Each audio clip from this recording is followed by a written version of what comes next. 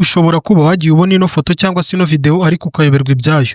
Iyi video yafatiwe mu gihugu cya Sudani, abari bari kuyifata ni abagabo bo muri Rapid Support Forces cyangwa se RCF. Aba ngaba bakaba ari bo bantu bari kuvugaho kwica abantu muri Sudani. Nk'uko ubibona uno mugore arababona akagira ubwoba agakurura abana bakabiyegereza, ariko nuko hagiye hatrendinga agace k'iyi video, ubundi ino video irangira bano bagabo barashe uno mugore mu mutwe bakica n'abana be.